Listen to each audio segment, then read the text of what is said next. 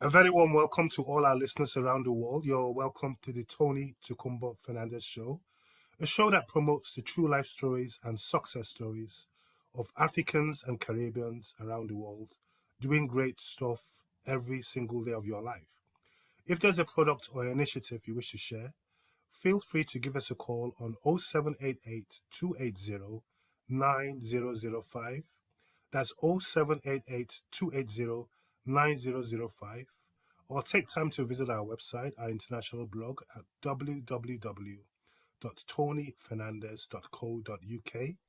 It's all about promoting the true life voices and success stories of Africans and Caribbeans doing great work around the world. This is your voice, our voice, the people's voice, and promoting initiatives that make good differences to people's lives. Hope you're having a wonderful week so far. As many of you know, the elections are coming up in 2 weeks' time here in London and in various parts of the country. And we have an amazing guest in the studio today. As we always say, it's about promoting people's true life stories. He is the chief executive of the Peace Alliance. He's also a senior pastor at the Freedom Ark Church. He has his fingers in so many pies. And he will be contesting also for the Mayor of London in less than a fortnight. So it's a pleasure to have on a show for the very first time Mr. Nims Obunge. You're welcome to the TOKUNBO FERNANDEZ show. How are you today? Hey, Tony, thank you so much for having me on your show. I am great, buzzing to go. We've got quite a lot going on this morning and afternoon. So really, really great to be on this show and spend this time with you. It's a pleasure for you to be on our platform today. Our show is all about promoting the true life and success stories of Africans and Caribbeans around the world. And we also organize the Black History Month celebrations at the UK House of Parliament. But you're contesting for the Mayor of London in less than 2 weeks' time. And our viewers around the world are dying to know a bit about yourself, your background, and what inspired you to contest for the Mayor of London. Well, Tony, thanks for asking. Quite simply, I was born in London to Nigerian parents. My father was a diplomat, my mom a teacher, and we traveled around the world. My dad used to be an ambassador also, and we've been in Sweden, Stockholm in Italy, Ireland, Cotonou, People's Republic of, that's in People's Republic of Benin and Central African Republic. I schooled in Nigeria. I schooled in England, Nigeria, and many of those countries I've referred to, did university politics, international relation. I've also pastored a church, and I do that, but I also run a charity called the Peace Alliance, which is really passionately trying to pursue supporting the lives of disaffected young people who have been impacted by violence, crime, discrimination, and socioeconomic deprivation. So that's what we're all about. Now the elections are coming up in just less than 2 weeks' time, and we're looking for change into society, in our community. You know, change always starts from us. As a great ambassador of London, what are your key manifestos as part of the campaign to make London a better place? Well, I think my manifesto is a continuation of all that we've always been doing for the last 25 to 30 years. It's about making London safer, and that's making sure that we have community coaches. We employed special constables who are members of our community, ensuring that what we have in the city of London is allowing girls, young children, and women to walk on our streets without that sense of fear, making sure that we reduce knife crime and the killings on our streets, and buried more young people than any politician I know out in that space. And I don't want to see us continue to bury young people. I want to see that we have affordable homes and that people don't feel that they're priced out of London and that the rents are not so high. So we've got to make sure we build more homes and make sure that the demand is not so high for accommodation in London. It's so important we bring prosperity into our city, and we invest into a COVID recovery fund to support smaller businesses. I mean, the fintech industry too. I want to make sure small businesses, entrepreneurs get access to improving their their business prospects and giving job opportunities to young-minded Londoners. And I also want to see that we have a city that is green and electric, and that we're able to build that city around technology that is, making London a tech city, as it were, using artificial intelligence and other forms of technology to push London forward. And so I'm really interested in making sure the voice of Londoners does not get neglected. Always listening to what Londoners say and what's the heartbeat of our city and our nation. We've got to make sure that even with disability, people feel that London is a city that allows access to all people, and that we're looking at an arts and cultural center of the world. Though we've come out of Brexit, we've got to continue to make sure that we push a message of hope and inspirational London to the world. So I really want London to say, we're open for business. We've come out of COVID, we've come out of lockdown. Now we're going to celebrate the greatness within our city. Now, just like myself, you're born in London, of Nigerian parentage as well, traveled to many countries around the world as well. What would you say are the key challenges that Londoners are facing at the moment?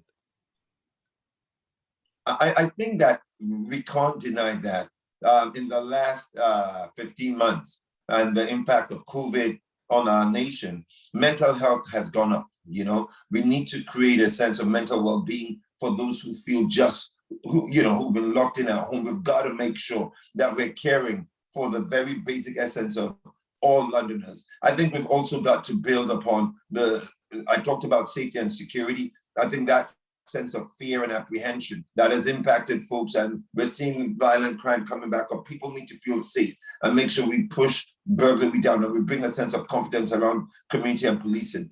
We had the Black Lives Matter marches, and I was part of that. And I saw the impact around what people feel about institutional racism and discrimination in society. I co-chair the Race Equality Commission here in London, around the country, Balmer Stroud.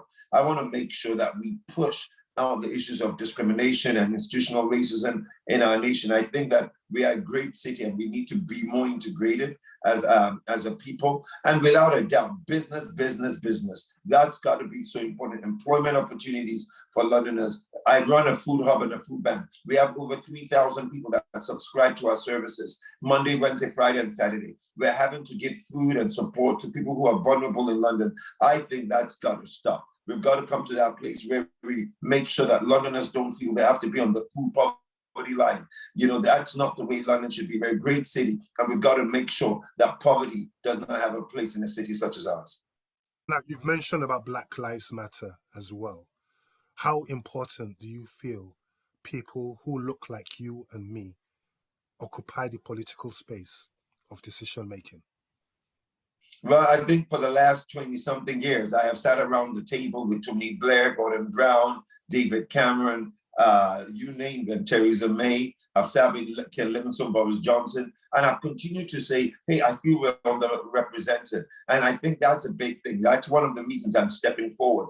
I really believe that people of all colors and races should be around that table and making sure the decisions we make are able to impact all of us, and we make sure that nobody's left behind. That's the key thing. We've got to take all of us forward. And I think that young children need to feel that they can see more of us. Like I said in an interview once, I said, if young people can see that I can become their mayor, they can become prime ministers, and they can feel that this is about their voice and all of our communities, and that we're not on the sidelines shouting, help us, but we're on the sidelines helping everybody.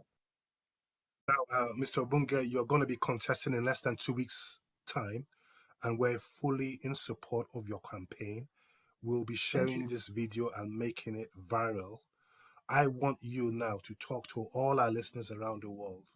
Take this time out to talk to them directly and tell all our listeners in London, but also around the world, why they should vote for you in 2 weeks' time.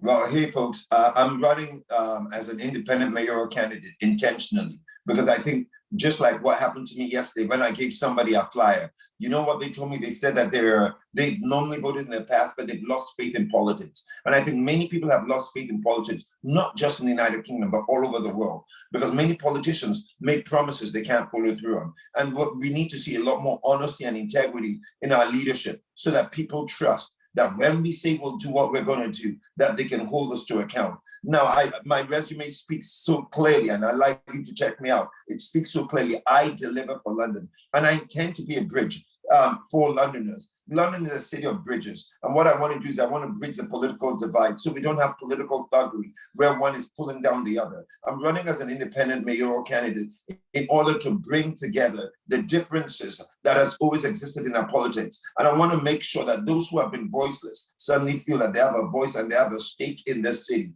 and they have a stake within this within the United Kingdom. To those in the international community, you might know somebody in London. On the 6th of May, encourage them to tick that box, Nims Obunge, and let us together run the city of London as Londoners and not just hand it to a few politicians. Let us bring together the differences and the richness of our diversity and make London that the city of dreams and reality. I really believe that our manifesto of a safe, affordable, prosperous, and a green and healthy city is what we need to see. We need to make people realize that even though we're coming out of a difficult season post-COVID, we can enter into a prosperous and an exciting moment in our city and our nation. And it is a moment where young people, old people, those with disabilities, and different forms of diversity, we can all come together and say, this is our city, and we're going to do the best for London. So I want to thank you, Tony, for giving me that privilege of speaking to your listeners.